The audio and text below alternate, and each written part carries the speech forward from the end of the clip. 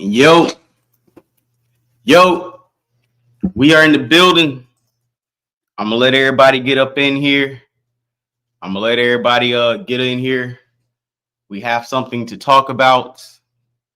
We have a conversation that needs to take place. There's something wrong going on. There's something more sinister going on. And yes, salute. Blue Bell Media, salute, man. Hey, Shy. Hello? Salute. Man, we got Fat Jizzle. We got Fat Jizzle in the building, pulling freak moves. Yo, Brian, it's going down right now. It's going down right now. We got Fat Joe pulling freak bull moves. Niggas, he was all at Madison Square Garden with the babushka on. Calling out other niggas, saying it's a Fat Joe seats, freaky ass niggas. They some 69 gods. I mean, Fat Joe been in the game for a long. You got to watch out for these 90s niggas, shot Kyrie. Listen, I ain't saying I had to drop or anything, but you notice I've been trying to revisit a lot of the things we've been seeing as far as 90s hip hop media. If you've been watching my podcast for the last, or my live streams for the last 2 weekends, you have seen we have covered and rediscovered a lot of the 90s hip hop award shows and seen a lot of the homosexual programming, the suspect programming. My God, we are becoming ruthless animals with the thumbnails. We are becoming ruthless animals with the thumbnails because we have to eat. $ Florida Boy J 904 for the Cash App. If this is something, if you are compelled into your heart to donate to the Church of Clout, go ahead. We have to eat. It's time to get Fat Joe the fuck out of here. Hey, troll babies, we have to eat. It's time to come to the dinner table. We have a fresh Puerto Rican rebuking session. It's crazy how he spent the last few years trying to take hip hop away from the Black Americans and hand it to the Puerto Ricans. It's crazy how he said he can say nigga all day. It's crazy how Cuban Link from Terror Squad has been calling Fat Joe out at any opportunity he has. So let's salute the Cuban Link. If anybody knows Cuban Link, tell him to tap into my show so he can give us some information that we may not have. Joe got to get, Hey, listen, all gas, no brakes. Salute to my mentor, Troy Terrain, aka Star. He told niggas, he told people last week, Jadakiss needs to get away from Fat Joe ASAP. We heard it last week. They just dropped an episode this morning, and now the freaky Rico hit Fat Joe $20 million lawsuit, sex acts with underage people, forced acts in front of other men, just real freak bull style situations. We're going to go ahead and put the article on the table. We got to add it to the stage because I'm trying to tell you, we got to remove some things, but I just want, this thumbnail. This thumbnail is important right now. So I just want everybody to see this is what we got going on. We're going to go ahead, remove, we're going to add. And if you guys would like to, we're going to read along because, I can come here and I can turn up on Fat Joe. We get salacious. We can start, yucking it up and hemming and hawing. But I think it's more important if we can just get down to the nitty gritty of the article. I think it's time we get down to the nitty gritty of the article. Let me expand this. Jadakiss, you got to get away, Jadakiss. Okay, you got to back up. You got to let this nigga fend for himself. Handle your handle. And before I start, what a beautiful time for him to get hit with a Freako Rico on Juneteenth. All that Black American this, Black American that. Well, you know what?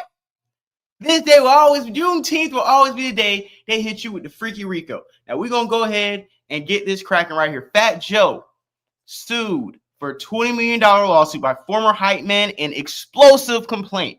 Alleges rapper engaged in sex acts with minors and coerce him into more than 4,000 sexual acts to maintain his standing. Lawsuit comes after the rapper sued T.A. Dixon in April for slandering him on social media, claiming Fat Joe flew a 16-year-old girl across state lines for Smex. Okay, this is crazy.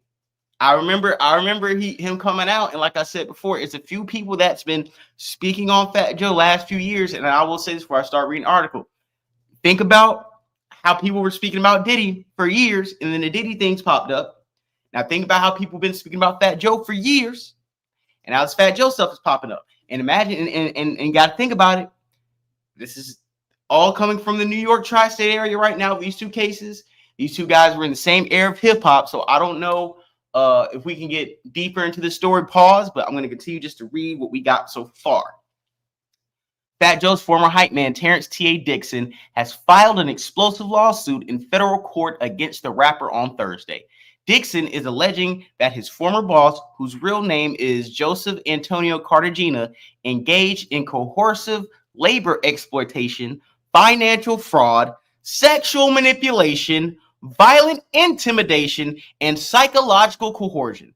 Dixon adds that the hip-hop star behind such chart toppers as What's Love got rich and famous while he and his associates deliberately suppressed, silenced, and erased Dixon's substantial creative, artistic, and commercial contributions, which were foundational to Fat Joe's professional success and personal brand. He is seeking up to $20 million in damages. Happy Juneteenth, bountiful soul. Happy Juneteenth. We have to celebrate. Get in here. Get in here. Kids, salute. I'm telling you, it's not a game. We got 20 people in here on YouTube. We got 33 people in here and growing on X. It's 53 people in here in total. We are packing the house right now. We got to get down and dirty with Fat Joe. We're going to continue to read. The complaint filed in U.S. District Court, Southern District of New York, details so many disturbing claims about Fat Joe's alleged sexual relations with women, including minors. That contains a trigger warning, the first page of the 157-page document. Now, I'm going to see if my mentor can send me that document a little later today, but I ain't gonna trip on it because I'm coming back live before the finals. But I'm going to continue to read what Variety has written for us. For 16 years, Dixon served as Fat Joe's so-called hype man, a common figure in hip-hop who supports the artist by energizing the crowd and enhancing the overall performance. He also contributed as a lyricist and background vocalist on such hits as Congratulations, Ice Cream, and Money Over Bitches. According to the complaint, he had unrivaled vantage point to observe the rapper's offstage lifestyle and behavior. Dixon is represented by the famous Tyrone Blackburn. Salute to Tyrone Blackburn. He watches the Star Report all the time.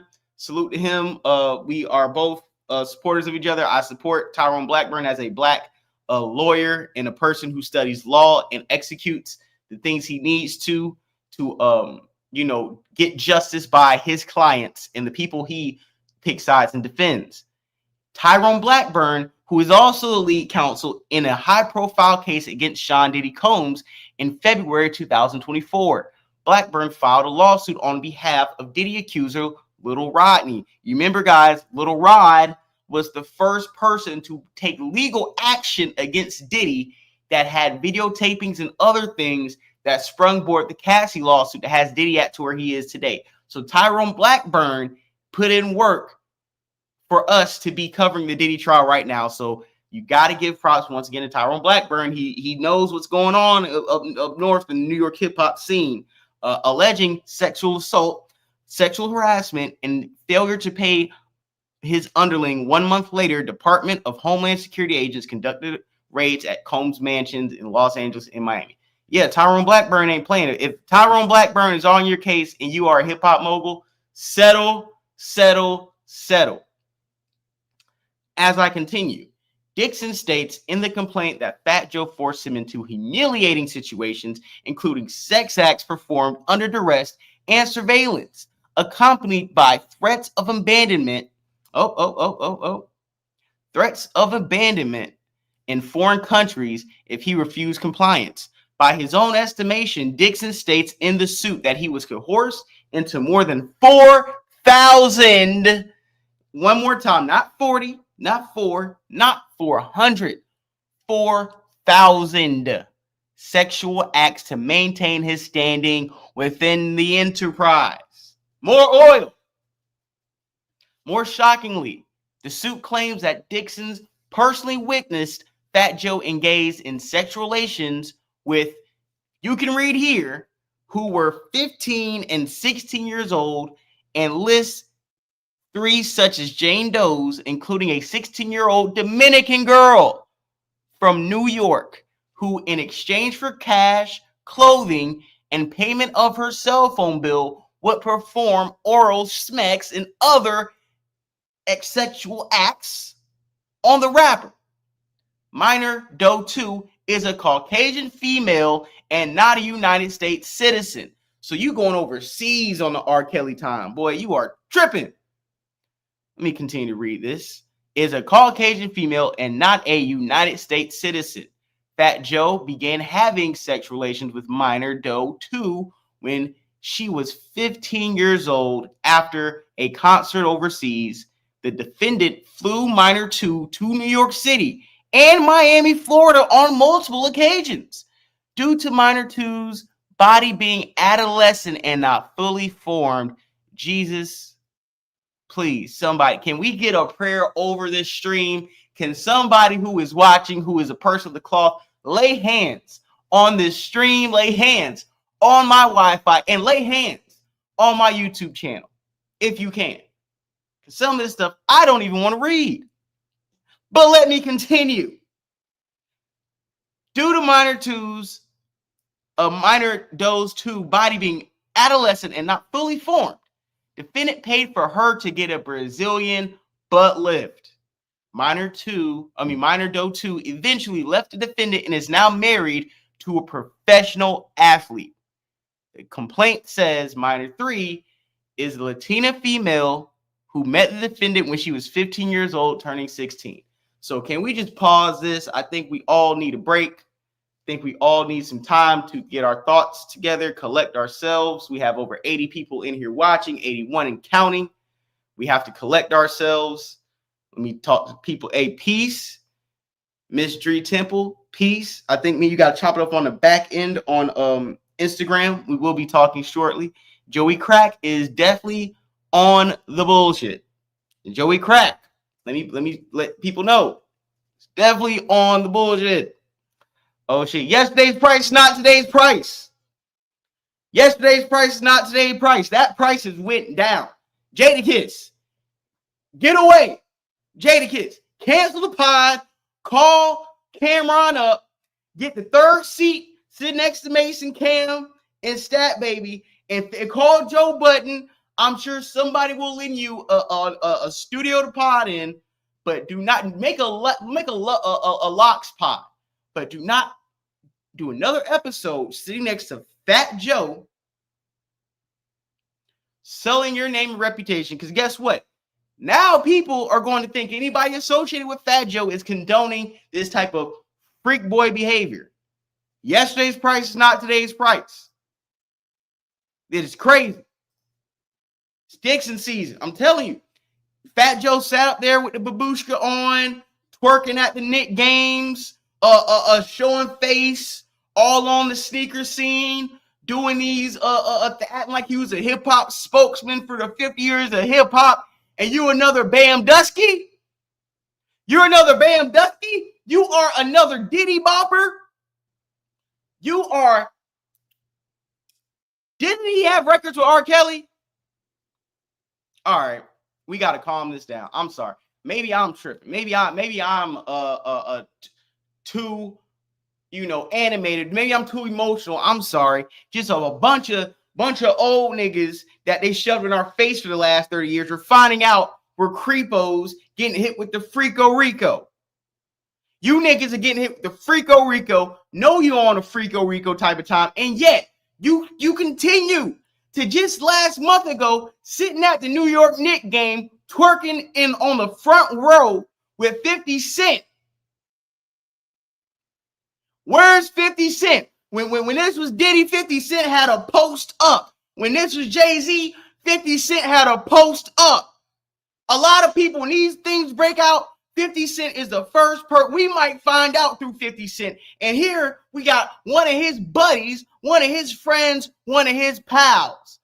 On the same type of time he accused Jay-Z and Diddy of. The same type of time he accused his baby mama with. But you sitting here knee touching at the Knicks game with Fat Joe while he got on all pink with a babushka on.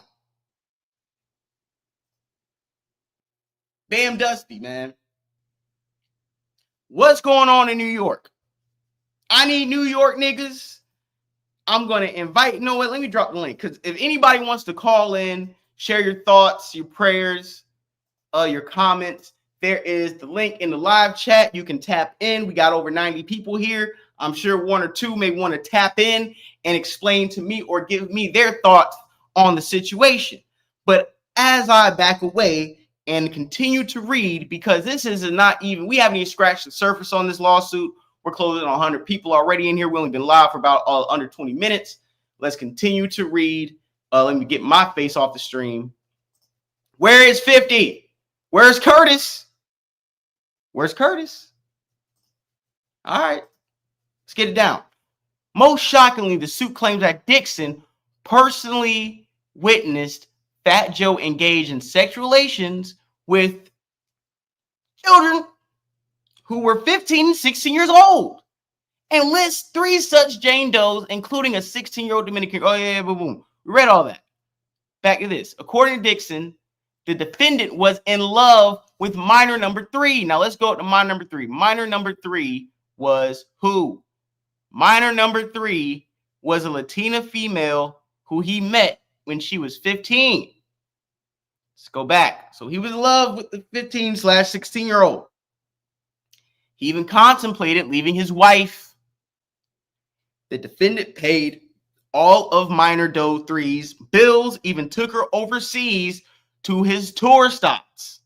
Now at this part, even took her overseas to his tour stops. Now that we have information and precedence on Rico's in the Diddy case with paid bills,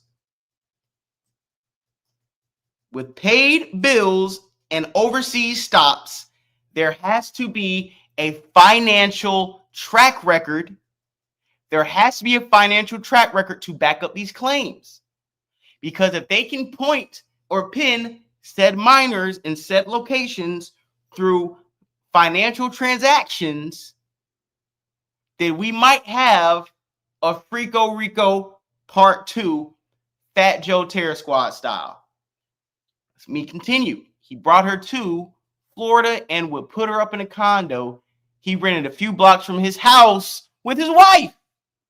The lawsuit states in the recorded conversation, minor Doe 3 and her 15-year-old cousin describe in detail to plaintiff how inappropriate it was for the defendant, who was in his late 30s at the time, to be fawning over children. Fat Joe is represented by celebrity criminal attorney Joe Topanga, who has defended everyone from A$AP Rocky and Donald Trump in high-profile cases.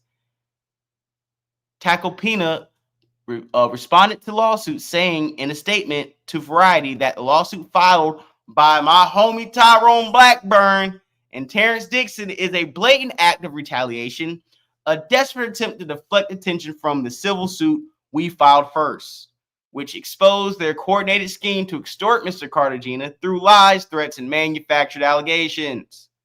Law enforcement is aware of the extorted demand at the heart of this scheme. The allegations against Mr. Cartagena are completely fabrications, lies, intended to damage his reputation and force a settlement through public pressure. Mr. Cartagena will not be intimidated. We have taken legal action to expose this fraudulent campaign and hold everyone involved accountable. The statement continued.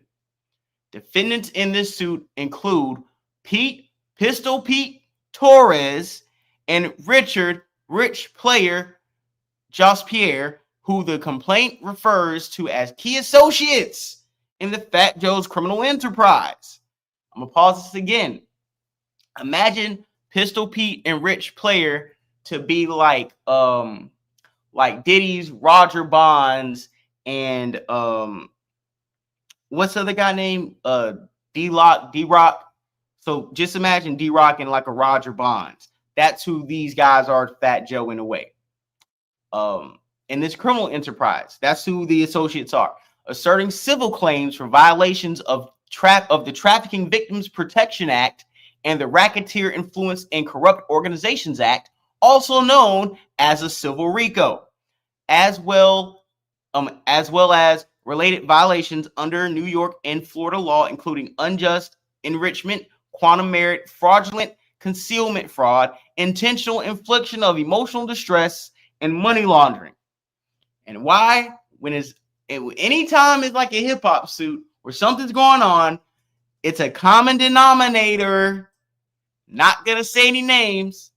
They will shut the stream down. It's two J's you can't say on YouTube.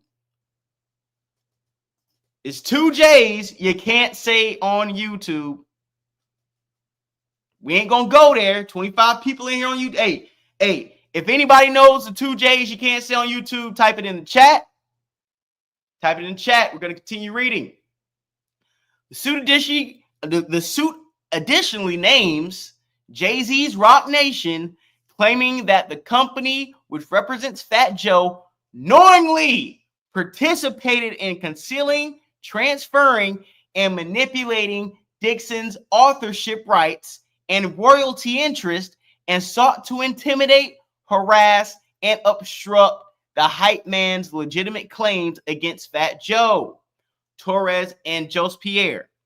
According to the lawsuit, the defendants engaged in deliberate tax fraud schemes in effort to conceal their extensive wage theft, artificially inflate Dixon's tax liabilities, expose him to unwarranted tax audits and penalties, and systematically obscure the exploited labor.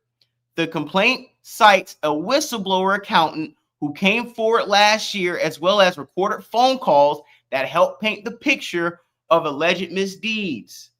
This move comes after Fat Joe sued Dixon in April for slandering him on social media by claiming that the Bronx-born rapper, who enjoys high-level political connections, you seen him with Kamala, you seen him giving Joe Biden the Air Force One Nikes. You see, Fat Joe has been trying to align himself with political powers over the last few years. All these things make sense. And one of the biggest points that I don't want anybody to go over is while they're talking about Roc Nation, while they're saying Roc Nation fudged the numbers, they say that a whistleblower accountant for Roc Nation came forward last year. So somebody at Roc Nation started snitching. Now let's continue. The move comes after Fat Joe sued Dixon in April for slandering him on social media by claiming the Bronx-born rapper who enjoys high-level connections flew a 16-year-old girl across state lines for Smex. That suit also named Dixon's lawyer, my guy, my nigga Tyrone Blackburn, claiming that the pair tried to shake him down for a settlement. This is the right fight. This is the right way to fight Joe, through the system. You can't fight him no other way, Dixon tells Variety in an exclusive interview. Joe thinks he's God. Joe thinks he's untouchable. Now, before I continue to read, salute to everybody in the building. Just want to go ahead and look at a few comments in the chat before I wrap this article up. Where's 50? We are looking for him. I need New Yorkers to stand up, hold hands, and click on the link. I need some of my New York guys to call in. Don't shy away. I got New York, I think, is my number one audience. So, hey, if I have any New Yorkers I want to tap in and explain to me what type of freaky business is going on up there, feel free to do so. Curtis, Hey, if anybody's seen the 50 Cent post, let me know. I should be hearing piggy bank right now. What's going on? Did they file on Joey in the Southern District, Florida boy Jay? I can definitely go look, but I feel like they would have to. They would have to, but we can definitely do some research. Sending health and wellness to the victims of SA. Dial 211 for assistance in the United States. Yes, we have to send prayers to the victims of things like this, and we have to prosecute people who participate in these type of lewd, lascivious acts. I feel like we need the Law and Order SVU music right now. The can is open. No one cares what Joe filed against him. Now, that's a fact. That's a fact. Miss Wallace, how you doing, Miss Wallace? I know that's right. I know this right. Brian, you're right. I got to take that off. They might take me down now. Hit thumbs up on your way in. Thank you. Thank you. Let's keep this live active. Yep. Yes, I appreciate it, man. Peace and wellness, FBJ in the chat. Yes, sir. That's my guy right there, plant-based, man. Trevor Jackson. Hey, man, me and Trevor Jackson doing live later this. Oh, man, we got a lot of people here. Me and Trevor Jackson about to go live this weekend, man. We're going to show Trevor Jackson. I got a lot of topics right now. I might just send you like a file from my notes on Apple. It's a bunch of stuff. Like we can literally it's like a buffet full of topics this week. So I'm gonna go ahead and send that to you after the show, and we're gonna get this shit cracking, Trevor. Miss Drew plant, but yeah, you know me. Hey, man, I love the activity going on in the chat, man. I love the activity going on in the chat. No more murder burgers. You know that's right, man. So let's go back to the article. There's more. Dixon's suit against Fat Joe goes much further than his social media posts and states that he endured a wide spectrum of sexual coercion, psychological control, forced exhibitionism. Remember this word, exhibitionism? That's something they used in the Diddy trial for some freaky Rico stuff. When niggas is getting too freaky, they call them exhibitionists. And surveillance-based humiliation. So we had the Diddy tapes, and now we got the Fat Joey tapes. And surveillance-based humiliation, including being compelled to perform sex acts under observation, being filmed or directed by Fat Joe in the presence of others. Pause.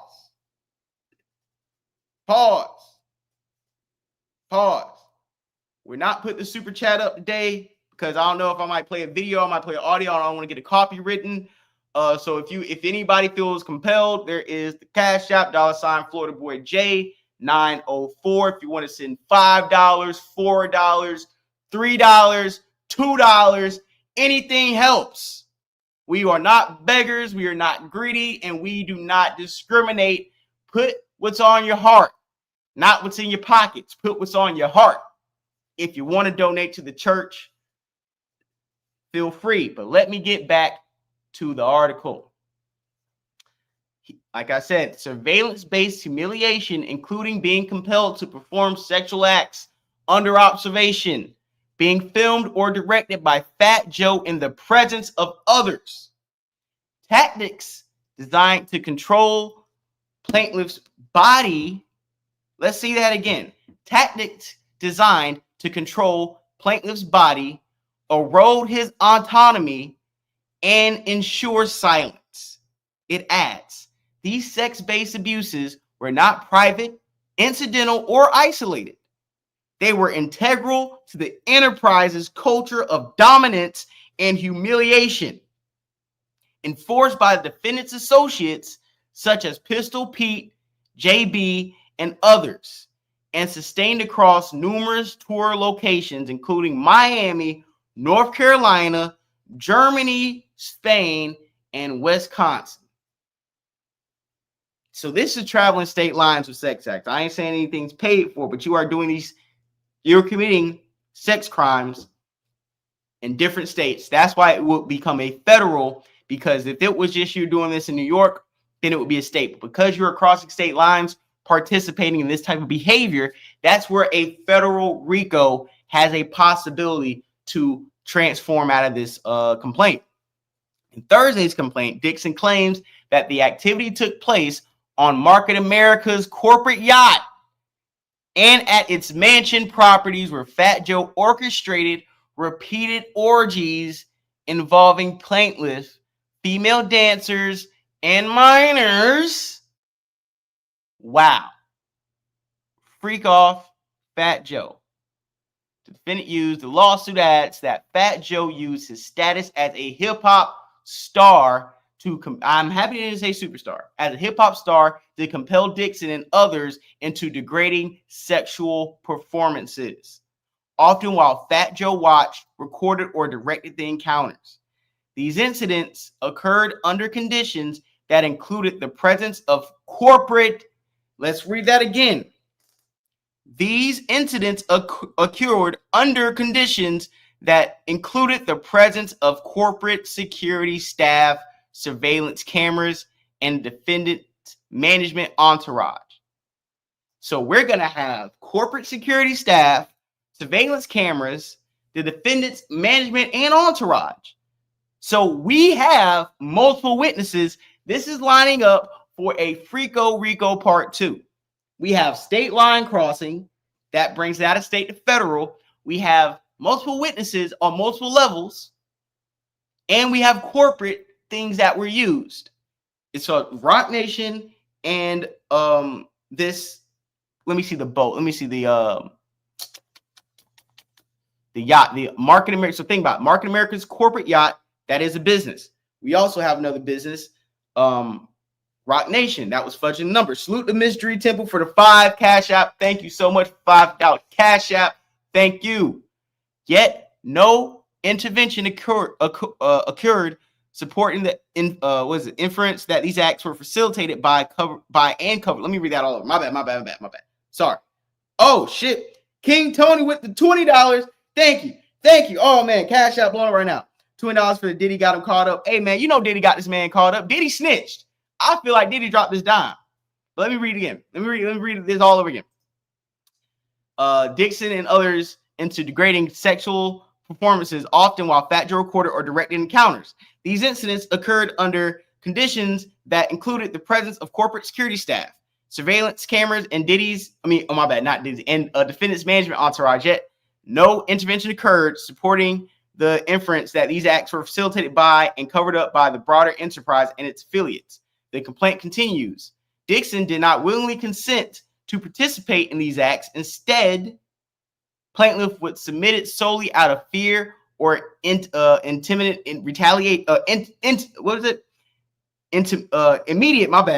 Immediate retaliation, which defendant repeatedly demonstrated would include financial punishment, professional sabotage, abandonment in foreign countries, or physical harm. The suit claims that Fat Joe also issued and violed death threats and witness intimidation via direct messages, such as, "You love your family, right? Fall back in 48 hours and we let you live." That's crazy. Diddy had threatening messages too. Though Fat Joe hobnobbed with some of the biggest names in politics, including then Vice President Kamala Harris, there was at least one brush with scandal back in 2010. He and members of his entourage were detained and questioned after University of Wisconsin student reported alleged sexual ASA following performance at the city's Orpheum Theater. At the time, Fat Joe's attorney called the woman a pretender groupie who was attempting to shake the rapper down for money. Yo. This is crazy. Dot focus. This is crazy. Trevor Jackson, I appreciate everybody dropping their tithe. I appreciate it. Thank you. We got to throw this back up because this is what's going on right now. You just got here. Yeah, Fat Joe telling niggas to stand in the bathroom and hit girls on camera. And if your meat don't get hard, we're going to beat you up and leave you stranded. This is crazy. Don't know the other Jay. This is a Variety. This is a Variety article, Trevor Jackson. So if you want to just go to variety.com and just type in Fat Joe on your search engine, this got to be one of the first 5 articles to pop out. Yeah, man. Got here a little late to ensure he will announce again. Yeah, hit thumbs up. Yeah, man. Yeah, this is a Variety article. Let me go ahead and add this to the stage really quick. Hold on, let me remove this, add this. Let me scroll up real quick. Yep. This is a Variety article. Variety. Okay, so I'm just trying to make sure we got to get everybody up to speed, man. We got to get everybody up to speed. And with Fat Joe, he's like, a lot of people have called Fat Joe out for shady business practices also. And I think that's another thing people have to understand, that this isn't, a lot of these things isn't like people just talking crazy or people just like capping. Like, some of this is real stuff. Now, what I'm going to do is find my homegirl right here. You already know Tessa kind of broke it down for me. But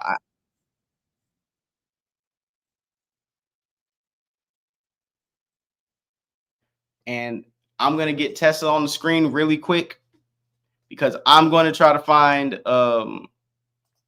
this file of the lawsuit. Let me go ahead and pull this up, guys. Let me share my screen. Okay.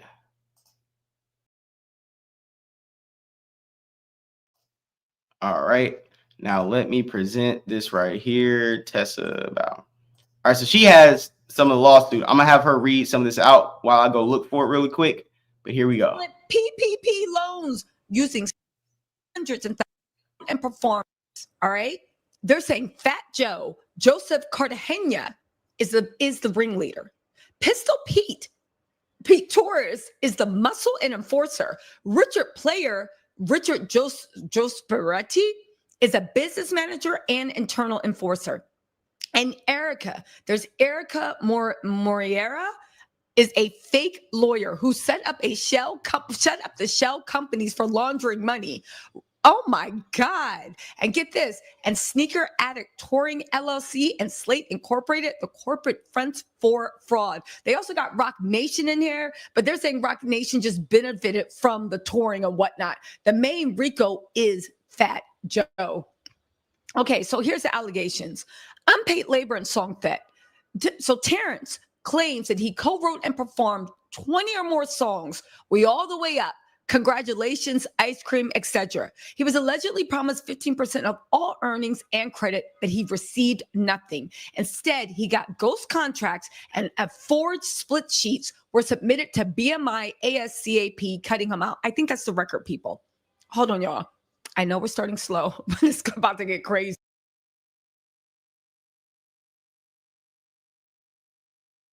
PPP loans. Good news, guys. Salute to, like I said, my mentor, Star, aka Troy Terrain. He had the docs.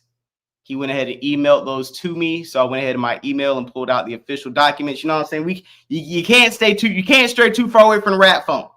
You can't stay too far away from, when we have legal situations. I hit up the OG. Hey, we need the documents, OG. We need the court documents, OG, the official court documents. We have them here, and we will read them out to you. Get in here, everybody in the live. Thank you for the cash apps. We in the building right now. Let's make this shit happen.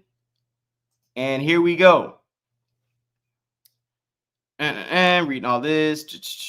Want to see where this is filed at really quick. So the people who are mentioned in this civil complaint, jury trial demanded. Hey, you're right. Southern District of New York. So, Miss Dre, Southern District of New York. Anybody that wants to have the conversation, I'm dropping it in the chat. If you guys want to chime in, feel free to. Oh, is that Mo Facts in the building? Hold on, John. Oh, 100 Acre Woods in the building. OG 100 Acre Woods. I ain't seen 100 Acre Woods in a minute, man. Mo Facts was popping, man. Yeah. We had to pull up today. We got to pull up today. Hey, you know the Snitch Network. Y'all know what's going on. Southern District of New York, yeah, they ain't playing. Southern District of New York is not playing with you guys. So let's go ahead. Let me go ahead and get this cracking. So it is in Southern District. Fat Joe's in this. Pistol Pete, Rich Player, some Erica, some chicks, Sneaker Addict. So this is the shell company front laundry store that they turned to a sneaker store. Slate Inc., Rock Nation, 10 John Does, 10 Jane Does, and ABC Corporations, 10. So you got a lot of people in this right now. You got a lot of people. So I'm just scrolling down just to see what's going on. Some of this we did read. Okay, KK, we read this. Fair compensation, ice cream, money over bitches, creative fingerprints, reclaim. Okay, cool. Boom. Defendant Cartagena's exploitation extended beyond financial fraud. He employed his industry influence and power dynamics to subject plaintiff over psychological coercion, economic control, forced him into humiliating situations, including sex performed under duress, surveillance, accompanied by threats, abandonment of foreign countries if he refused. Okay, bam. Yeah.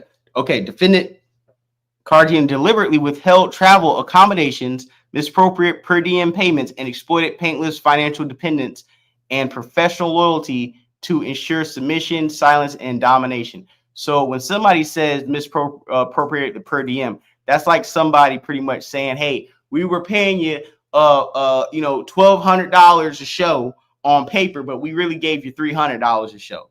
You know what I'm saying? This is sick work, swindling niggas. And somebody see if the defendant is FBA, see if the defendant is FBA. Assisting defendant Cartagena in maintaining his criminal enterprise were key associates and enforcers, including defendant Pete, Pistol Pete Torres, and defendant Richard Rich Player Jos Pierre. Torres and Jos Pierre actively engaged in physical threats, violent assaults, and intimidation tactics on Cartagena's explicit instructions, sustaining a climate of fear and coercion against the plaintiffs and others who challenged the enterprise's control. Defendant Erica Juliana Morena further facilitated Cartagena's fraudulent schemes through unauthorized legal representation, fraudulent corporate filings, and the creation of a deceptive corporate structures that enabled the concealment and diversion of proceeds owed to plaintiff and the laundering of illicit funds. So this Erica Juliana Morena could have been like a fake lawyer or like a flimsy lawyer that was drawing up fake paperwork and documents to help Fat Joe. That's what it sounds like. Corporate defendants Slate Inc. and Sneaker Addict Touring LLC served as instrumental vehicles for the enterprise's sophisticated financial fraud and money laundering schemes. Slate Inc. operated as the central financial conduit, systematically concealing illicit proceeds. So Slate Inc.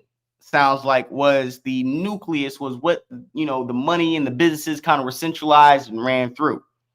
At the time, Sneaker Addict Touring LLC fraudulently secured Federal Paycheck Protection Program PPP loans by falsifying business activities and diverting federal funds into the enterprise. Defendant Rock Nation LLC, the current management and representative entity for defendant Cartagena, Rock Nation, knowingly participated in concealing, transferring, and manipulating plaintiffs' authorship rights and royalty interest. Rock Nation deliberately facilitated Cartagena's unlawful conduct by filing a meritless lawsuit against plaintiff and his counsel to intimidate, harass, and obstruct the plaintiff's legitimate claims against Cartagena and his co-defendant. Rock Nation, through its CEO, Desiree Perez, extracted 10% of all revenue generated by defendant Cartagena and his associated business, including through joint management of business records, oversight of touring revenue, and enforcement of policies plaintiff was required to follow during his work with the defendant. As an aside, according to accountant Doe and former manager Doe, defendant Cartagena stole hundreds of thousands of dollars from Rock Nation and their CEO Desiree Perez when he accepted cash payments for up to $500,000 for performances secured independent of Rock Nation. So Rock Nation is management. Rock Nation gets paid. Fat Joe, you do a show, we need that bag. Fat Joe, you fart too loud, we need that bag. Fat Joe, Fat Joe, you fall and slip and show your ass crack, we need to check for that too. So Fat Joe was going behind the back, reeing up with other people, getting deals, signing contracts, getting bags, and not reporting these financial bags to Rock Nation. So he was cutting out even them out of the deal. And I think this is very important because if Rock Nation wasn't aware that Fat Joe was skimming some money over the top, and now they're aware via this lawsuit, Rock Nation might throw Fat Joe under the bus to save themselves. from any legal repercussions. And I think that's what they should do, and that's what they're going to do. This is crazy. Salute, man. Sidebar. We need to sort. Hey, listen. Sidebar. We will do. Let me tell you guys this. Because you guys supported the 1991 Source, the 1999 Source Awards 2 weeks ago, the 2000 Source Awards 2 weeks ago, the 95 Source Awards this last weekend. We will be doing a 2001 Source Award review over the weekend. I appreciate the cash apps. I appreciate people super chatting me last week, being very engaged. So we will be doing another hip hop stream. Hopefully Fat Joe's in that and we get to call out that nigga. This is crazy. The Fat Joe curse is alive. Gator kids better get away. You heard Star tell him. Fart Joe is crazy. That's what we gonna call him right now. Fart Joe, Fat Joe. You know, hey man, feds and folk. All right. Getting back to reading this. Defendant Cartagena, along with Torres, Jospierre, Morena, Slate Inc., Sneaker Addict Touring LLC, and Rock Nation created and sustained a deliberately exploitative arrangement in which plaintiff was systematically denied proper compensation, authorship recognition, and lawful recourse. Over more than 16 years, defendants collectively enriched themselves through plaintiff's uncompromised labor, creativity, and professional contributions, generating a substantial royalty, performance fees, and brand equity from which plaintiff received virtually no benefit. Additionally, defendants engaged in deliberate tax fraud schemes by submitting intentionally inflated and fraudulent income reports to the Internal Revenue Service, IRS, significantly overstating the actual compensation plaintiff received. This deliberate misrepresentation of plaintiff's income was designed to conceal the defendant's extensive wage theft, artificially inflate plaintiff's tax liabilities, expose him to unwarranted tax audits and penalties, and systematically obscure the financial realities underlying plaintiff's exploited labor. So if you were only paid $60,000, but they said you were paid $300,000, the taxes that come with that, the fact that you have these reputable businesses filing these with the IRS against you, a worker, and you having to fight these off, get hit with tax liens, penalties, wage garnishments because they're overstating what they paid you, and now you have to pay the back end tax on that. This is crazy. The defendant Cartagena's criminal and fraudulent conduct is not speculative. It has been corroborated by first-hand witnesses, recorded phone calls, and documented evidence in the possession of accountant Doe, who personally handled the financial affairs of Cartagena and confirmed that, 1, plaintiff was intentionally excluded from the formal payment systems. W-2s were falsely inflated and reported to the IRS to create a fictitious paper trail. 3, defendant Cartagena personally collected $600,000 and $200,000 in cash at different times from the UPNYC retail stores in cash. What were you guys doing where you had over $500,000 in cash and almost another $250,000 in cash at different times from retail stores?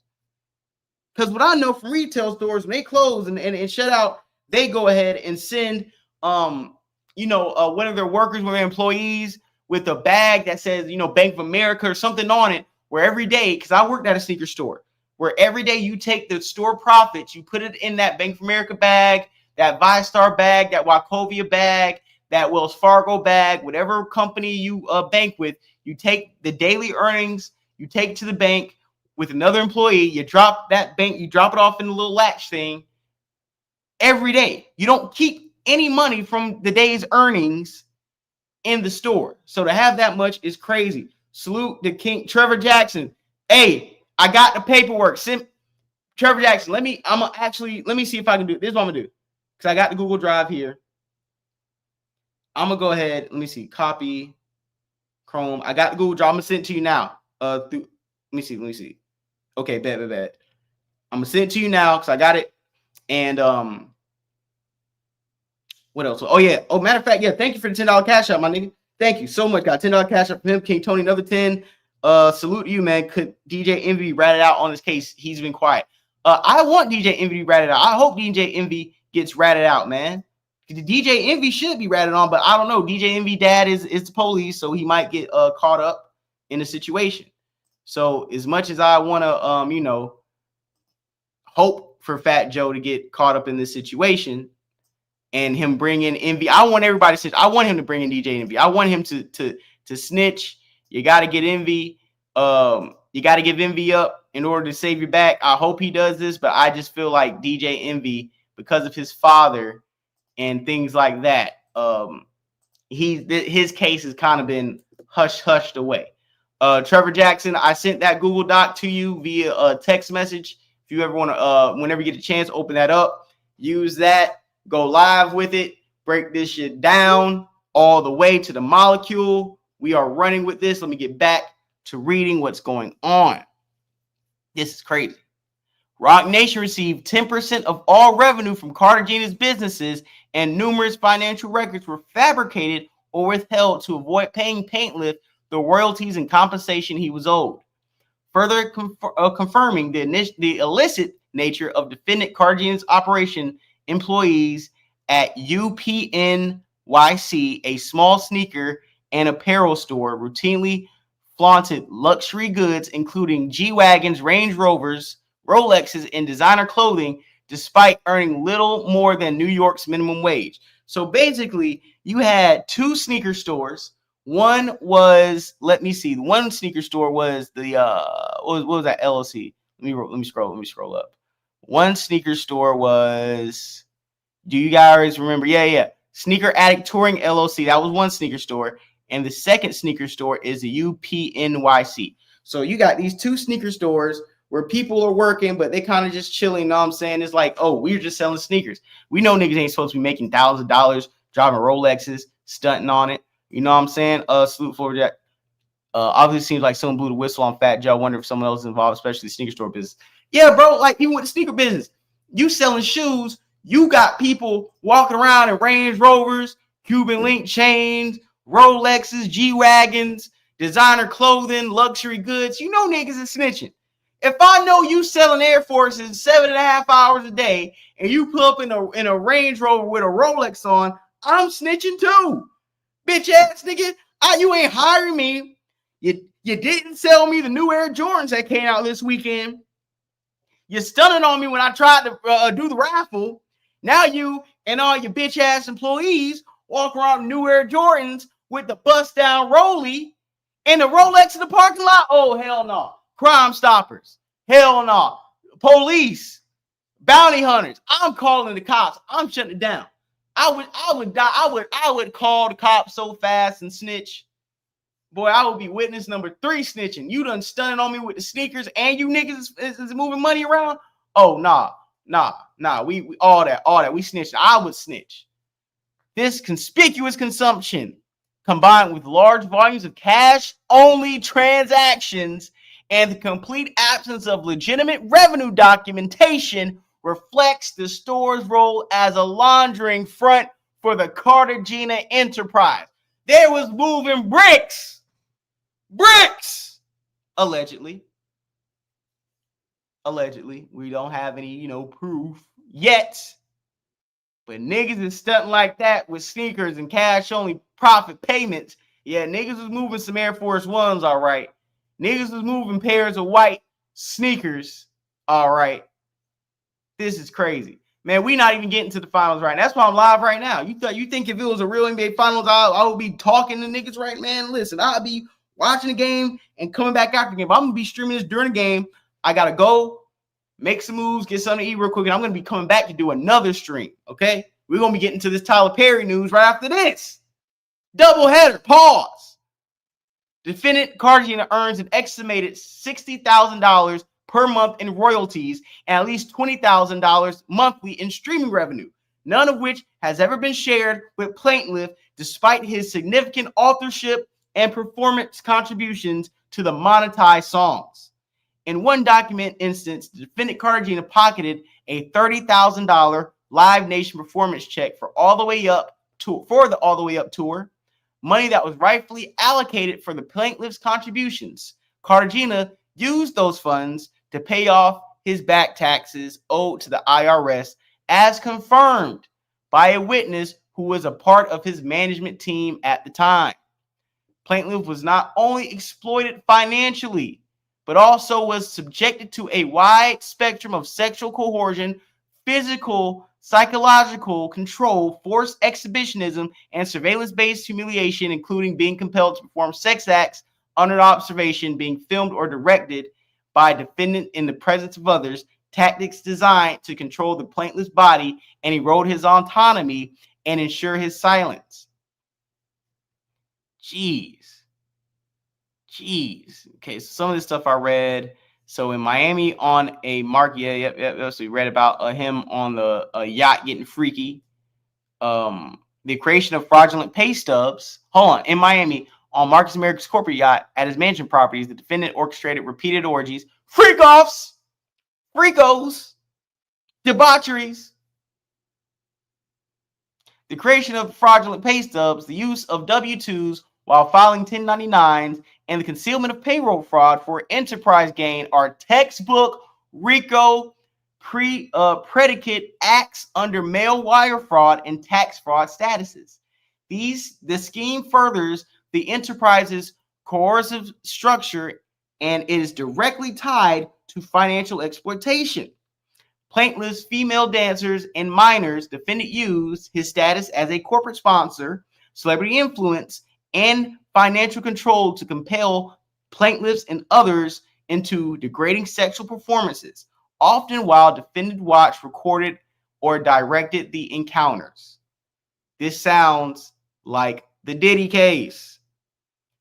These incidents occurred under conditions that included the presence of corporate security staff, surveillance cameras, and defendant management entourage, yet no intervention occurred, supporting the inference that these acts were facilitated by and covered up by the Border Enterprises and its affiliates. Defendant also used social media burner accounts, include Biting and Dr. Zvang, to issue veiled threats and witness intimidation, such as, "You love your family, right? Fall back 40 hours, we'll let you live." All right, just reading. I'm just skimming through some of this stuff because we already addressed this in the Variety article. Okay. Okay, reading this. Okay. As part of a coordinated cover-up, defendants submitted ghost contracts and backdated split sheets to performing rights organizations, PRO, including BMI and ASCAP, omitting plaintiff's authorship credits. Okay, if anybody doesn't know, let me tell you right now what BMI, pros, and ASCAP are. Is say me, you, and one of your friends write a song together in the studio. Before we make it official, record, we have to sign, or even if we have recorded at a certain part, we have to sign BMI and ASCAP split sheets. 45, 50, you get 5, we all get 33%, everybody gets 25%. You have to get those split sheets and contracts organized before records come out, because that's how you get your song credits. That's how you get your label place, your beat placements, your songwriting credit, your engineering credit. All these things are protected by BMI and ASCAP. When you get your royalty statements, you're getting BMI and ASCAP royalty statements that come in the mail, mostly quarterly or sometimes annually, right? As I continue to read, these records were created after the commercial release of the music and falsely assigned 100% publishing rights to the defendant and his business entities. The fraudulent documents were designed to mislead royalty agencies like BMI and ASCAP, divert back-end payments, and erase plaintiff from the creative history of the work, even though the plaintiff's vocals and lyrical contributions were already identifiable on the tracks. We need to get Goo on the phone. I got to find Goo really, really quick. I'm going to play some Goo audio because Goo was the person who helped Big Pun's wife and Big Pun's family successfully sue Fat Joe and get Big Pun's royalties and his money back into the hands of the family Big Pun. So Goo, salute to Goo. We're gonna get that audio after get done reading this, because Goo is somebody who has been telling us for years Fat Joe is a slime ball and he beats people out of the money that they're owed. So as I'm reading, okay, these actions not only deprived Paintliff of at least $600,000 in projected royalties, but also ensured his exclusion from future licensing, catalog valuation, and digital revenue derived from streaming platforms. The fraudulent backdating and ghost contracts constitute predicate acts under 18 USC 1343 wire fraud and 18 USC 371 conspiracy, and the New York penal law of 17510 falsifying business records. Man, they on this nigga bumper, boy. The enterprise financial arm further engaged in systematic laundering and tax evasion, as evidenced by repeated cash disbursements of over $200,000, $600,000 at a time, withdrawn from the UPNYC with no document ledger reporting mechanism or tax compliance. So it was just random money. How many sneakers you sold, how many hats you sold, how many designer clothes you sold. We have no documents, that just a bunch of cold, hard cash. This nigga money laundering. Defendant Cartagena's post-conviction tax conduct, including repeated failure to report foreign earnings, the use of nominee entities, and cash-based laundering through corporate fronts, reflects the sophistication and scope of the enterprise's concealment strategies. These acts of structured concealment, misappropriation, and intimidation represent a pattern of criminal conduct carried throughout the ongoing association. In fact, enterprises meeting all elements under 18 USC 1962 code and supporting both closed-ended and open-ended continuity under RICO. Boy, I need a quick break. Let me read some comments, man. Yeah, we got finally, you already know about it. Fat Joe Burrito Babble. Man, hey, man, niggas is tripping in here. Yeah, Todd Perry news is crazy, but for all, man, anybody can be accused. Hey, the Papoose make a statement. Papoose, hey, these niggas got to pop out, man. We got over 194 people in here. We got 20 people on YouTube, 107 people on X. Got 3 people on Twitch. We got to get this Twitch up, man, but I'm going to do that later, man. Hey, as I wrap this episode up, because we're going on an hour, I am going to be streaming on the Monkey app later on tonight. I don't know if anybody is familiar with the Monkey app, but we will be streaming on the Monkey app later on tonight. It is a very fun, interactive app. We're going to be doing that, and depending on how it goes, we're going to be mainly doing that on like Twitch, Kick, and X, because YouTube got like a bunch of guidelines I don't want to violate and get demonetized. But we're going to be doing certain streams with the Monkey app later on tonight.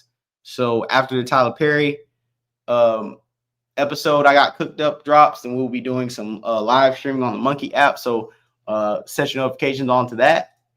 And like I said, I'm reading this stuff right now. This stuff is crazy.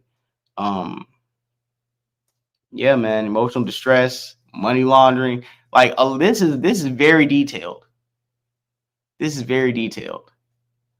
reading it. Terrance T.A. Dixon, an individual residing in the state of New York, approximately 2005 through 2020. The Paintliff worked closely with defendant in multiple professional capacities, including but not limited to hypeman and onstage performer, songwriter, and co-author of numerous commercially released tracks, background vocalist and creative contributor in studio productions, and tour security and logistical liaison during domestic and international events. Paintliff work formed the creative and structural foundation for many of the defendants' recorded songs and live performances, yet he was systematically denied credit, compensation, and royalties. Man, Fat Joe is a high-profile rapper, recording artist, music executive, entrepreneur who resides at blank, blank, blank. Man, I'm just reading this stuff. Damn, man. Okay.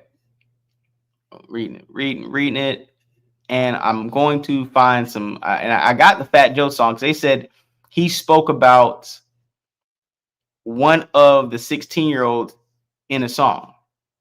But I'm going to get to that in a minute.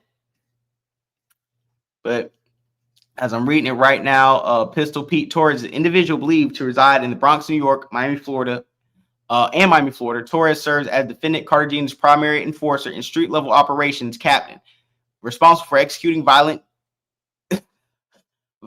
directives, enforcing internal discipline, and maintaining order with the Cartagena enterprise through fear, intimidation, and the physical assault.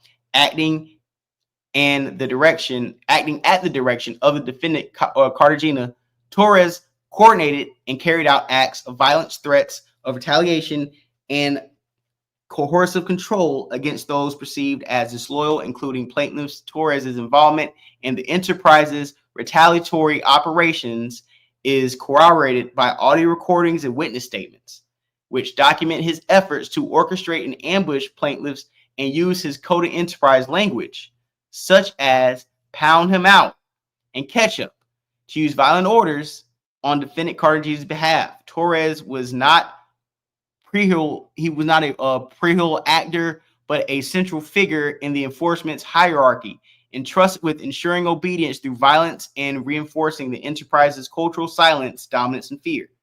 So Pistol Pete, it's called Pistol Pete for a reason. Pistol Pete might end up clapping you niggas. Pistol Pete was muscle. Pistol Pete, when Pistol Pete got called and he had to go get it, niggas went and got it. Okay? That nigga was the shooter. Okay? So let's see what Rich Player did. I feel like Rich Player was a nigga doing the freak offs. Was one who was doing the freaky stuff. One nigga had the muscle, one nigga doing the freak stuff. Rich Player is an individual believed to reside in New York, and Miami, Florida. Josh Pierre acts as defendant Cartagena's business manager and head of enforcement operations, coordinating threats, active violence, financial obstructing, and retaliation against enterprise's opponents, including plaintiff. Josh Pierre was directly involved in orchestrating threats and retaliatory actions targeting plaintiff, as documented through recorded communications. Now, this is Erica Juliana Morena, is an individual upon information and believes resides in the state of Florida. She illegally represented herself as a legal agent and counsel despite lacking proper authorization to practice law in Florida. So this lady right here, this white Hispanic lady, pretty much a fake lawyer writing fake documentation, hoping that nobody would challenge these legal documentations that were fraudulent because she could not practice law in Florida. She actively participated in creating and managing fraudulent corporate entities to conceal and launder the proceeds of the enterprise's illegal activities. Morena's actions facilitated financial fraud, obstruction of justice, and unauthorized legal practice, causing direct injury to plaintiffs. Damn. I want to hear about the sneaker stores. Yeah, I'm hating on these niggas at the sneaker store. I ain't gonna lie. Sneaker Addict Touring LLC is a Florida limited liability company owned, operated, and controlled by defendant Cartagena, utilized by the Cartagena enterprise as a vehicle for fraudulent activities. Specifically, Sneaker Addict Touring LLC fraudulently obtained Paycheck Protection Program loans under false pretenses, representing non-existent or inflated business activities to misappropriate federal funds. Slate Inc. is a Florida-based corporate entity serving as the central financial conduit of the Cartagena enterprise. So like I told you earlier, this is the nucleus company that everything gets filtered through. Facilitate the laundering of illicit funds derived from the enterprise activities through structured financial transactions, including shell entities like Belidat LLC, Woo Inc., and R4 Sovala LLC, Slate Inc. Financial structuring was central to concealing income streams generated from plaintiffs' uncredited labor and fraudulent financial practices. Was he moving illicit items? Because where all this money coming from? Rock Nation LLC is a Delaware limited liability company with its principal place of business at blank. Rock Nation manages defendant Cartagena's business affairs and upon information and belief has taken control over his music catalog, publishing rights, and intellectual property since 2017. Plaintiff alleges Rock Nation received 10% of all his financial income earned by defendant Cartagena and his companies, appointed a director who directly supervised plaintiff, and acted as a joint employer by exercising control over plaintiff's labor and reporting structure, aided and abetted the diversion of plaintiff's royalties, the concealment of the authorship, and the retaliation against plaintiff and his counsel through a baseless lawsuit. So these are the John Does and Jane Does, are natural people whose identities currently unknown to the plaintiff, but are believed to have aided, abetted, and participated or benefited from the unlawful acts described hereon. The individuals may include members of the defendant's management team, booking agents, publishing administrators, touring managers, accountants, business associates, or other parties responsible for exchanging or concealing defendant's exploitive conduct. Plaintiff will amend the complaint to name these parties as discovery progresses. Defendant ABC corporations are corporate entities, limited liability companies, partnerships, or other businesses, organizations whose true names and identities are unknown to the plaintiff. These entities may have contracted with plaintiff or defendant, issued compensation, received performance or license income, or held intellectual property rights concerning plaintiff's work. Upon information and belief, these entities either participated in misappropriating plaintiff's labor and intellectual property, or have records, funds, or rights derived from plaintiff's uncredited contributions. Plaintiff will amend the complaint to identify these entities when their identities are asserted. God damn, man. So we got a lot here. I'm just scrolling down. Okay. Plaintiff's role extended far beyond the duties of a conventional hypeman. He consistently performed the following: co-wrote lyrics, structured hooks, recorded background vocals on used and released tracks, performed at more than 200 live shows, serving as a primary crowd energizer on stage, counterpart to the defendant, managed travel logistics, including equipment transport, personal security, and emergency arrangements, acted as defendant's bodyguard and handler during domestic and international tours, contributed to the branding strategies, music concepts, and studio ideation critical to the album's development. Defendant Cartagena and the enterprises, including Rock Nation, Slate, Inc., and Sneaker Addict Touring, LLC, reaped substantial financial rewards from plaintiff's uncompensated labor, profiting from plaintiff's creative and operational contributions without providing proper credit or compensation. Defendant intentionally withheld credit royalties, back-end profits, and publishing interest from plaintiff, ensuring complete and creative and financial control remained solely with the defendant Cartagena enterprise. Plaintiff unrecognized and unpaid labor thus became silent foundation for defendant Cartagena's commercial success, leaving plaintiff commercially disadvantaged and professionally invisible. Now, I'm going to pause this for 2 seconds. They say Fat Joe bought a 15-year-old a BBL. Fat Joe buying a 15-year-old a BBL is crazy. Who gave the girl a BBL in the first place? That's what I want to know. And apparently, the lyrics that Fat Joe wrote when he was 36. I'm going to read the lyrics because the defendant said that Fat Joe has wrote, or he has, let me show this. Let me see if this is on the screen. They said Fat Joe wrote about this. Do you see these lyrics? He wrote these when he was 36. Now she was only 16. I had to nurture that. Give her some growth. Wait till I touch the cat. Told she going to have to work if she's going to get ahead. Then she drove me berserk when she gave me some head. Come on, man. Come on, man. Is that what we doing? Is that what we doing right now, Fat Joe? This is crazy, bro. This is crazy. We got over 200 people in the building right now. Salute. We got over 200 people in the building. 178 from X. I really appreciate how you guys get down with your boy, Fat Joe. What the hell? Just going down, just going down, just going down. I'm going down, just reading some of this stuff. I'm trying to find, let me see. I'm trying to find my guy Goo real quick. Gotta find my guy Goo. I gotta find him. Give me 2 seconds. I'm about to type. I might just type him in because it's crazy. Hold on. Fat Joe. Yep, it's coming up. It's coming up. Bow. Found it. Yes. This is me money. This is Goo. This is Fat. This is Goo. Like I said, Gongo Goo Roach. Salute to Goo. He has a YouTube channel. I'm pretty sure Goo's gonna be breaking this down. He got like super exclusive stuff. But I want you guys to hear what type of business practices Fat Joe has been participating in that line directly up with what he's being accused of today.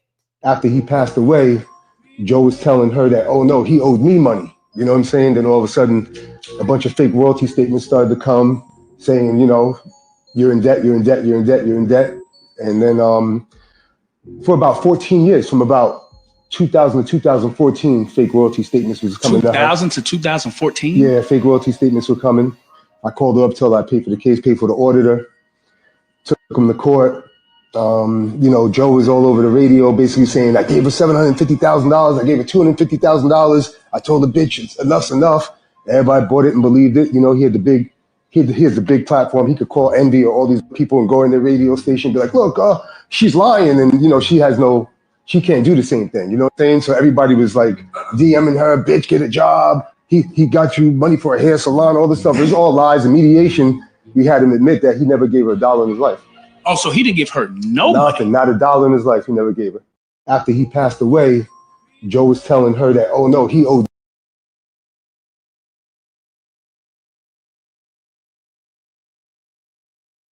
Like I said, Fat Joe's ain't the first time, ain't the second time people said he's stole things from them. So I'm gonna throw it back to Tessa Tail. She's gonna break some of this stuff down too, and then we're gonna go from there. Easy. Money laundering and tax fraud. Fat Joe allegedly collected D.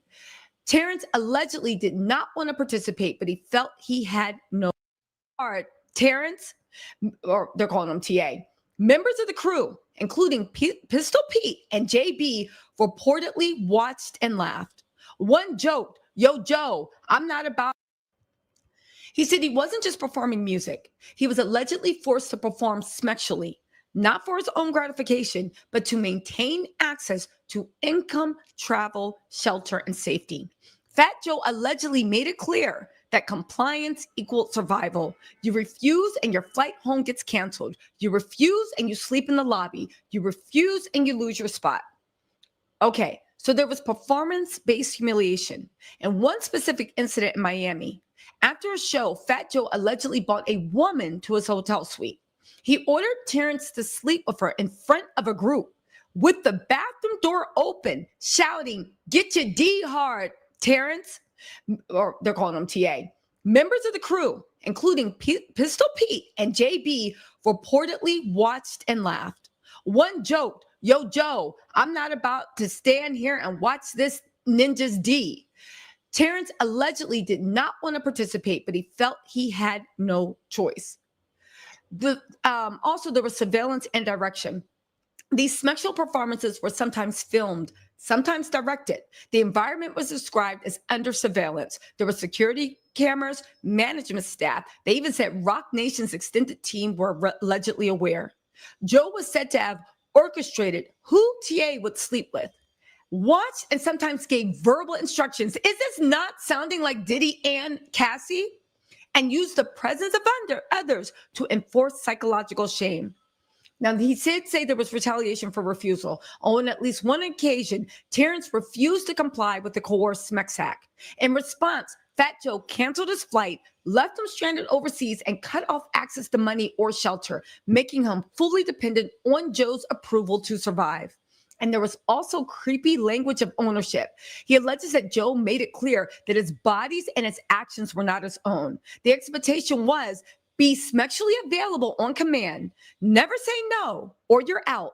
And this wasn't about pleasure. It was about enforcing loyalty through humiliation.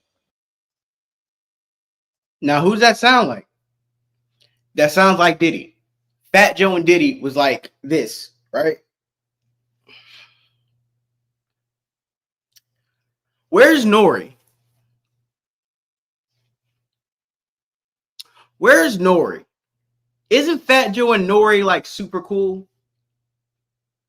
Was Remy Ma really close to these people at this time?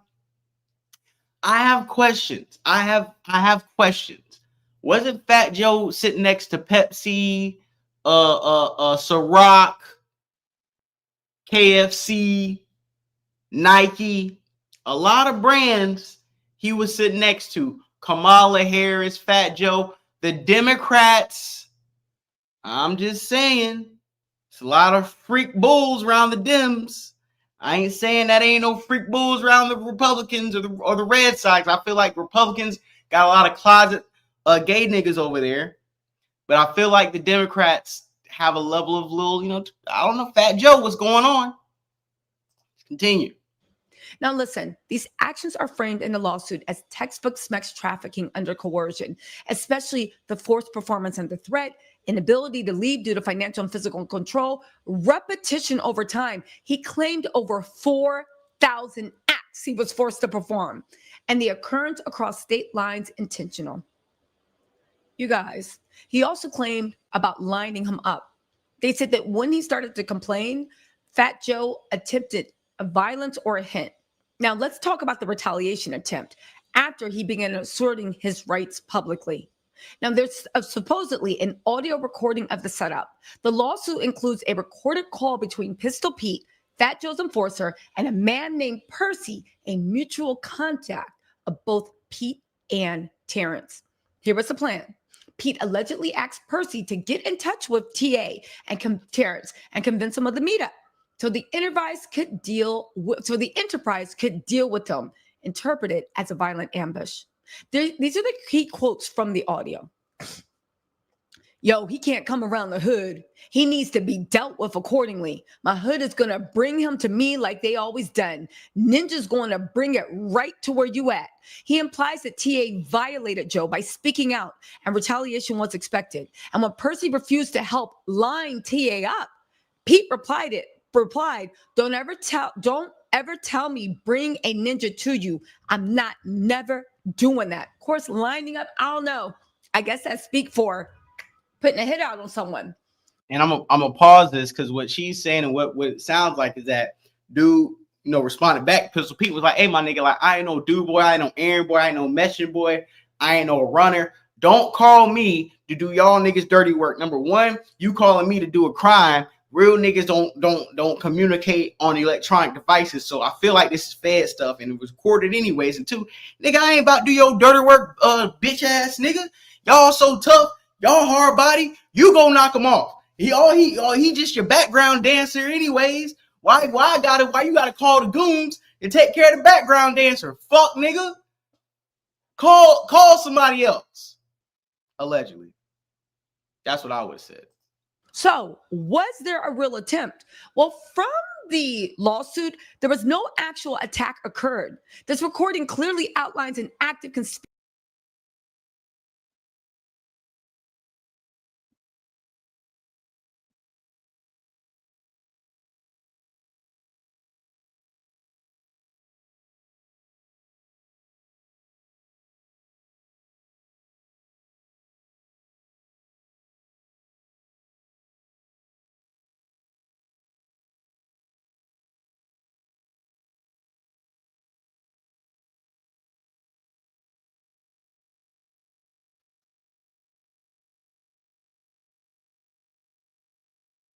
They cited Fat Joe's mantra is nobody leaves Terror Squad in one piece. Reference past violence like the slashing of Cuban Link as a warning. And TA was threatened. Cuban Link.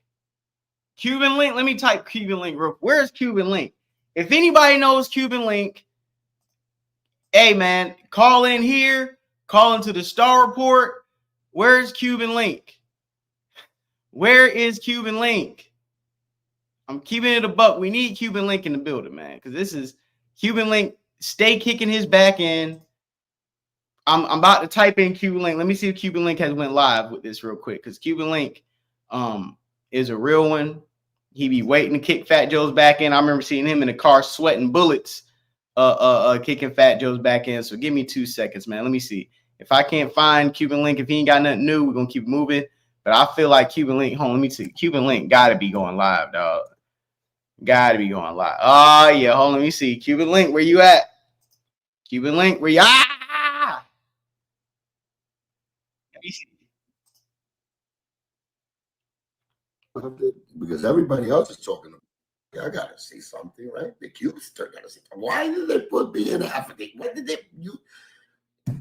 Well, I guess it wasn't used maliciously, or I have to be any part of that, right? To go to court and all that, because I'm not too good at going to court. Worse. Yeah, TA.